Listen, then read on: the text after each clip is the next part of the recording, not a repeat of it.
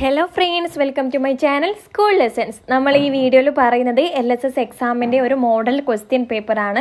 ഇതിൻ്റെ part 1 video, അതിൽ നമ്മൾ ഇംഗ്ലീഷ്, മലയാളം എന്നീ വിഷയങ്ങളാണ് പറഞ്ഞിട്ടുള്ളത്. അതിന് ഓൾറെഡി അപ്ലോഡ് ചെയ്തിട്ടുണ്ട്. അതിൻ്റെ ലിങ്ക് ഞാൻ ഡിസ്ക്രിപ്ഷനിൽ കൊടുക്കാം. അല്ലെങ്കിൽ നിങ്ങൾക്ക് കമൻ്റായിട്ട് പാർട്ട് 1 ലിങ്ക് എന്ന് ചോദിച്ചാലും അയച്ചു തരുന്നതാണ്. സോ നമുക്കിവിടെ ഇനി പറയേണ്ടത് ഗണിതം വിഷയത്തിലെ ചോദ്യങ്ങളാണ്. ആദ്യത്തെ ചോദ്യം നോക്കാം. 5000 34 100 28 10 225 1 ചേർന്ന സംഖ്യയെ സ്ഥാനവിലയ്ക്കനുസരിച്ച് എഴുതിയത് ഏതാണ്? ഇതേ മോഡലുള്ള ചോദ്യം നമ്മൾ മുൻപേ മറ്റൊരു ചോദ്യ പേപ്പർ ഡിസ്കസ് ചെയ്തപ്പോൾ പറഞ്ഞിട്ടുള്ളതാണ്. ഇങ്ങനെ തരുമ്പോൾ ആദ്യം നമ്മൾ എന്താണ് നോക്കേണ്ടത്? ആദ്യം ഈ ഒരു സംഖ്യ ഏതാണെന്ന് നോക്കുക. അതായത് 5000 34 100 28 10 225 1 ചേർന്ന സംഖ്യ ഏതാണെന്ന് നോക്കാം. 5000 എന്നുള്ളത് നമുക്ക് സംഖ്യ കണ്ടെത്താം. 5000 എന്ന് പറഞ്ഞാൽ 5 ഗുണിക്കണം 1000 ആണ്, 5000 എന്ന് കിട്ടി. അടുത്തത് 34 100 34 ഗുണിക്കണം 100 ചെയ്യാൻ 34 കഴിഞ്ഞിട്ട് 2 പൂജ്യങ്ങൾ ഇട്ട് കൊടുത്താൽ മതി. അതായത് 3400 ഉത്തരം. അടുത്തത് 28 10 28 ഗുണിക്കണം 10 28 കഴിഞ്ഞിട്ട് 1 പൂജ്യം ഇട്ട് കൊടുത്താൽ മതി. 280 ഉത്തരം വരുന്നത്. അടുത്തത് 225 1 225 ഗുണിക്കണം 1 225 തന്നെയാണ്. നമുക്ക് കിട്ടിയിട്ടുള്ള ഇവരെയൊക്കെ ഒന്ന് കൂട്ടി നോക്കണം. അതായത് 5000 3400 280 225 കൂട്ടി നോക്കാം.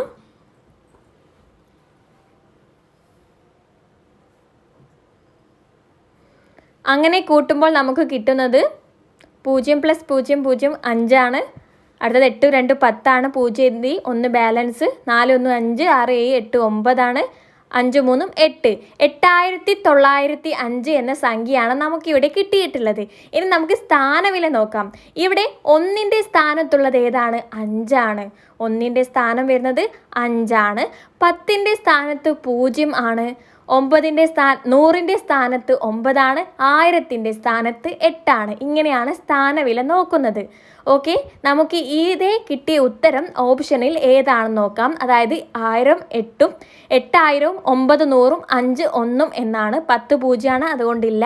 ഓപ്ഷൻ ഡി ആണ് ശരി ഉത്തരം. 8000 900 5 1. അവിടെ നിങ്ങൾ ശരിയിടുക. രണ്ടാമത്തെ ചോദ്യം നോക്കാം. ശ്രീലേഷ് 210 രൂപയ്ക്ക് 21 പേന വാങ്ങി.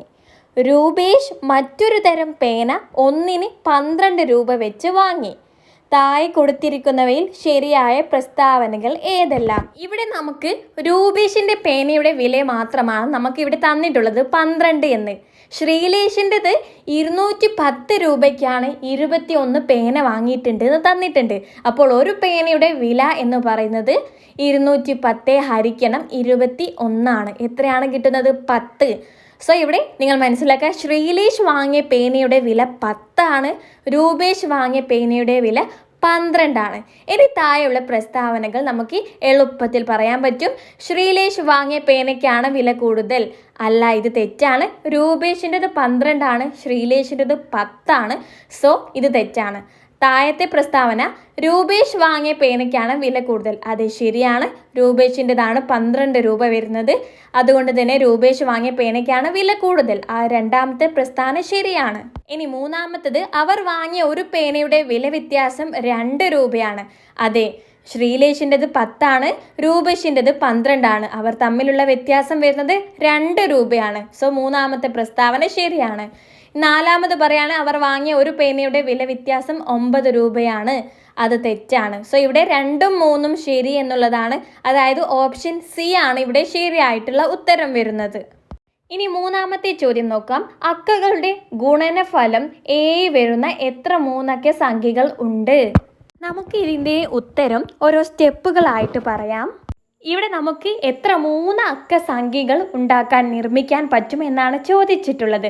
അതായത് ഏതെങ്കിലും 3 അക്കങ്ങൾ എടുക്കുമ്പോൾ അത് പരസ്പരം ഗുണിക്കുമ്പോൾ നമുക്ക് ഉത്തരം A എന്ന് കിട്ടണം. ഉദാഹരണത്തിന് പറയുകയാണെങ്കിൽ ABC എന്ന 3 അക്കങ്ങളാണെങ്കിൽ ഈ 3 അക്കങ്ങൾ തമ്മിൽ ഗുണിക്കുമ്പോൾ A ഗുണിക്കണം B ഗുണിക്കണം C, നമുക്ക് ഉത്തരം എത്ര കിട്ടണം? A എന്ന് കിട്ടണം. അങ്ങനത്തെ എത്ര 3 അക്കങ്ങൾ ഉണ്ടെന്നാണ്, ഏതാണെന്നല്ല ചോദിച്ചത്, എത്ര എണ്ണം ഉണ്ടെന്നാണ് ചോദിച്ചിട്ടുള്ളത്. A എന്നുള്ളത് ഒരു പ്രൈം നമ്പറാണ്, ഒരു അഭാജ്യ സംഖ്യയാണ്. അതായത് അതായത് നമുക്ക് എ കിട്ടാൻ പറ്റുന്ന ഏക ഗുണനം എന്ന് പറയുന്നത് 1 ഗുണിക്കണം എ ആണ്. 3 അക്കങ്ങൾ എന്ന് പറയുമ്പോൾ 1 ഗുണിക്കണം 1 ഗുണിക്കണം എ ചെയ്യുമ്പോഴാണ് നമുക്ക് എ കിട്ടുന്നുള്ളൂ. മറ്റൊരു സംഖ്യയുമായി ഗുണിക്കുമ്പോൾ നമുക്ക് എ എന്ന ഗുണനം എ എന്ന ഉത്തരം കിട്ടുന്നില്ല. ഇനി നിങ്ങൾക്കൊരു സംശയം വരികയാണ്, നമുക്ക് 0 ഉപയോഗിക്കാമോ എന്ന്. ഇല്ല, 0 ഉപയോഗിക്കാൻ പറ്റില്ല. കാരണം 0 കൊണ്ട് നമ്മൾ ഏതൊരു സംഖ്യയും ഗുണിച്ചാൽ ഉത്തരം 0 ആയി പോവും. ഇവിടെ നമുക്ക് ഉത്തരം എ ആണ് കിട്ടേണ്ടത്. സോ ഇവിടെ നമുക്ക് ഉപയോഗിക്കാൻ പറ്റുന്ന 3 അക്കങ്ങൾ ഏതൊക്കെയാണ്? 1 1 എ ആണ്. ഈ 3 അക്കങ്ങളാണെന്ന് നമ്മൾ കണ്ടെത്തി. ഇനി ഈ 3 അക്കങ്ങൾ കൊണ്ട് നമുക്ക് എഴുതാൻ പറ്റുന്ന സംഖ്യകൾ ഏതൊക്കെ എന്ന് നോക്കാം. നമുക്ക് 117 എന്ന് എഴുതാം, 171 എന്ന് എഴുതാം, 711 എന്ന് എഴുതാം. 3 വ്യത്യസ്ത രീതിയിലാണ് ഈ അക്കങ്ങൾ ഉപയോഗിച്ചിട്ട് നമുക്ക് എഴുതാൻ പറ്റുന്നത്. ഇവിടെ ഏതൊക്കെ എന്നല്ല, എത്ര എണ്ണം എന്നാണല്ലോ ചോദിച്ചിട്ടുള്ളത്. അതുകൊണ്ട് തന്നെ നമ്മുടെ ഉത്തരം വരുന്നത് 3 എന്നാണ്. ഗുണനഫലം കിട്ടുന്ന എത്ര അക്കങ്ങളാണ് നമുക്ക് നിർമ്മിക്കാൻ പറ്റുന്നത്? 3 എണ്ണമാണ്. ഇവിടെ ശരിയായിട്ടുള്ള ഉത്തരം ഓപ്ഷൻ ബി ആണ്. ഇപ്പോൾ നിങ്ങൾക്ക് മനസ്സിലായല്ലോ. ചോദ്യം 4. 940 നിന്ന് എത്ര കുറവാണ് 94 ഗുണിക്കണം 9 എന്നാണ് ചോദിച്ചിട്ടുള്ളത്. നമുക്ക് ആദ്യം 94 ഗുണിക്കണം 9 എത്രയാണെന്ന് നോക്കാം. 846 ആണ്. 846ഉം 940ഉം തമ്മിലുള്ള വ്യത്യാസം 94 ആണ്. ഓപ്ഷൻ ബി ആണ് ഇവിടെ ശരിയായിട്ടുള്ള ഉത്തരം. ഇനി 5ാമത്തെ ചോദ്യം നോക്കാം. 1 മുതൽ 10 വരെയുള്ള എണ്ണൽ സംഖ്യകളുടെ തുക 55 ആണ്. അതായത് 1 2 3 4 5 6 7 8 9 10 ഇവയുടെ തുക എന്ന് പറയുന്നത് 55 ആണ്. എങ്കിൽ 2 മുതൽ 20 വരെയുള്ള ഇരട്ട സംഖ്യകളുടെ തുക എത്ര? അതായത് 2 4 6 8 പിന്നെ 10 12 14 16 18 20 ഇവ തമ്മിൽ ഗുണിക്കുമ്പോൾ നമുക്ക് കിട്ടുന്നത് എത്രയാണെന്നാണ് ചോദിച്ചിട്ടുള്ളത്. നമുക്ക് 110 ആണ് കിട്ടുന്നത്. ഇത് എളുപ്പത്തിൽ കിട്ടാൻ വേണ്ടിയിട്ട് നിങ്ങൾ 55 ഗുണിക്കണം 2 ചെയ്താലും മതി. സോ ഇവിടെയുള്ള ശരിയായിട്ടുള്ള ഉത്തരം ഓപ്ഷൻ എ 110 ആണ്. ഇനി ചോദ്യം 6 ആണ്. ചേരുംപടി ചേർക്കുക. 15 സെൻറ്റിമീറ്റർ എത്ര മില്ലിമീറ്റർ ആണെന്ന് ചോദിച്ചിട്ടുണ്ട്. നമുക്കറിയാം 1 സെൻറ്റിമീറ്റർ എന്ന് പറയുന്നത് 10 മില്ലിമീറ്റർ ആണ്. അങ്ങനെയാണെങ്കിൽ 15 സെൻറ്റിമീറ്റർ എന്ന് പറയുന്നത് 15 ഗുണിക്കണം 10 150 മില്ലിമീറ്റർ ആണ്. 1 വരുന്നത് സി ആണ്. ഇനി രണ്ടാമത്തത് 1 മീറ്റർ എത്രയാണ്? 1 മീറ്റർ എന്ന് പറയുന്നത് 100 സെൻറ്റിമീറ്റർ ആണ്. 100 സെൻറ്റിമീറ്റർ എത്ര മില്ലിമീറ്റർ ആണ്? 100 ഗുണിക്കണം 10 ചെയ്താൽ മതി, 1000 മില്ലിമീറ്റർ ആണ്. സോ രണ്ടാമത്തത് വരുന്നത് ഡി ആണ്. ഇനി 2.5 കിലോമീറ്റർ എത്രയാണെന്ന് ചോദിച്ചിട്ടുണ്ട്. 1 കിലോമീറ്റർ എന്നുള്ളത് 1000 മീറ്റർ ആണ്. സോ 2.5 കിലോമീറ്റർ എന്ന് പറയുമ്പോൾ 2000 2500 മീറ്റർ ആണ്. എ ആണ് ഉത്തരം വരുന്നത് മൂന്നാമത്തത്. ഇനി നാലാമത്തത് 250 മില്ലിമീറ്റർ. 250 നമുക്കറിയാം 10 മില്ലിമീറ്റർ എന്ന് പറഞ്ഞാൽ 1 സെൻറ്റിമീറ്റർ ആണ്. 250 മില്ലിമീറ്റർ എന്ന് പറഞ്ഞാൽ 25 സെൻറ്റിമീറ്റർ ആണ്. ഉത്തരം വരുന്നത് ബി ആണ്. സോ ഇവിടെ നമുക്ക് നോക്കാം 1. സോ നമുക്കിവിടെ വേണ്ടത് 1 സി 2 ഡി 3 എ 4 ബി എന്നാണല്ലോ. അതായത് ഉത്തരം ഓപ്ഷൻ ഡി ആണ് വരുന്നത്. ഇനി 7ാമത്തെ ചോദ്യം നോക്കാം. ചിത്രത്തിൽ എത്ര ത്രികോണങ്ങൾ ഉണ്ടെന്നാണ് ചോദ്യം. നമുക്ക് നോക്കാം. 1 2 3 4 5 6 7 8. ഇനി ചെറിയ 2 ത്രികോണങ്ങൾ ചേർന്നുണ്ടാവുന്ന വലിയ ത്രികോണം എണ്ണാം. അതായത് ഇവിടെ ഇത് രണ്ടും ചേർന്ന് 9 ആയി. 10 11 12. ഇവിടെ കിട്ടുന്ന ത്രികോണത്തിൻ്റെ എണ്ണം എന്ന് പറയുന്നത് 12 ആണ്. സോ ഓപ്ഷൻ ബി ആണ് ഇവിടെ ശരിയായിട്ടുള്ള ഉത്തരം. 8ാമത്തെ ചോദ്യം റോമൻ സംഖ്യയുമായി ബന്ധപ്പെട്ടിട്ടുള്ളതാണ്. 2026 എന്നത് റോമൻ സംഖ്യയിൽ എഴുതുക. നമുക്ക് ആദ്യം 2026നെ 2000 20 6 എന്ന് എഴുതുക. നമുക്കറിയാം 1000 എന്ന് സൂചിപ്പിക്കുന്നത് എം ആണ്. സോ നമുക്ക് 2000 കിട്ടാൻ വേണ്ടിയിട്ട് 2 പ്രാവശ്യം എം എഴുതിയാൽ മതി. എം എന്ന് എഴുതിയാൽ 2000 ആയി. 20നെ കിട്ടാൻ വേണ്ടിയിട്ട് 10നെ സൂചിപ്പിക്കുന്നത് എക്സ് ആണ്.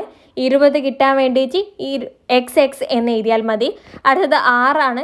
5ന് വി എന്നാണ് പറയുക. 6 കിട്ടാൻ വേണ്ടിയിട്ട് 1 കൂട്ടിയാൽ മതി 5നോട്. അതായത് ഐ ആണ് 1. കൂട്ടുകയാണെങ്കിൽ നമുക്കറിയാം വലിയ സംഖ്യയുടെ വലതു ഭാഗത്താണ് കൂട്ടുന്ന സംഖ്യ എഴുതേണ്ടത്. അതായത് വിയുടെ വലതു ഭാഗത്തായിട്ട് ഐ എഴുതുക. അപ്പോൾ അത് 6 സൂചിപ്പിക്കുന്നത്. സോ നമ്മുടെ ഉത്തരം ഇത് കൂട്ടി എഴുതുമ്പോൾ MMXXVI എന്നാണ് വരുന്നത്.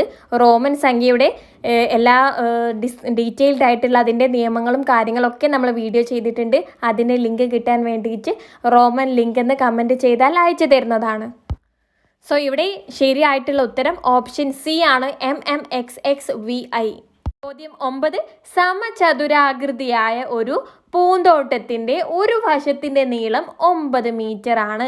4 വശങ്ങളിലും വേലി കെട്ടാനായി 1 മീറ്റർ അകലത്തിൽ കമ്പുകൾ നടുന്നത് എത്ര കമ്പുകൾ വേണ്ടിവരും? ശ്രദ്ധിക്കുക, ഇതൊരു സമചതുരമാണ്. ഒരു വശം എന്ന് പറയുന്നത് 9 മീറ്റർ ആണെന്ന് തന്നിട്ടുണ്ട്. സോ ഇവിടെ 4 വശവും ഈക്വൽ ആയിരിക്കും. 4 വശവും 9 തന്നെയാണ് വരുന്നത്. ഒരു വശത്ത് 9 മീറ്റർ ആയതുകൊണ്ട് 9 കമ്പുകളാണ് വേണ്ടി വരിക. 4 വശം നോക്കുമ്പോൾ 4 9 36 36 കമ്പുകളാണ് വേണ്ടി വരിക. ഉത്തരം എ ആണ് ശരിയായിട്ടുള്ളത്. ഇനി നമുക്ക് 10ാമത്തെ ചോദ്യം നോക്കാം. ഒരു പരീക്ഷാ ഹാളിൽ രജിസ്റ്റർ നമ്പർ ക്രമത്തിൽ ഇരുത്തിയിരിക്കുന്നു. 1ാമത്തെ കുട്ടിയുടെ നമ്പർ 8800 ആണ്. അവസാനത്തെ കുട്ടിയുടെ നമ്പർ 8900 ആകെ എത്ര കുട്ടികളുണ്ട്? ഇത് കാണാൻ വേണ്ടിയിട്ട് നിങ്ങൾ 8900 8800 തമ്മിലുള്ള വ്യത്യാസം കാണാം. +1 ചെയ്താൽ മതി. നമുക്ക് 8900 നിന്ന് 8800 കുറയ്ക്കുമ്പോൾ 100 എന്നാണ് കിട്ടുന്നത്. 100 കൂട്ടണം 1 ചെയ്താൽ 101 ഇവിടെ ശരിയായിട്ടുള്ള ഉത്തരം വരുന്നത് ഓപ്ഷൻ സി 101 എന്നാണ്.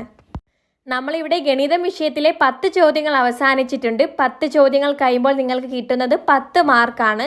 നമുക്കിനി പരിസര പഠനവും പൊതുവിജ്ഞാനവും സബ്ജക്റ്റാണ് പറയാനുള്ളത്. അത് നെക്സ്റ്റ് പാർട്ട് 3 ആയിട്ട് അപ്ലോഡ് ചെയ്യുന്നതാണ്.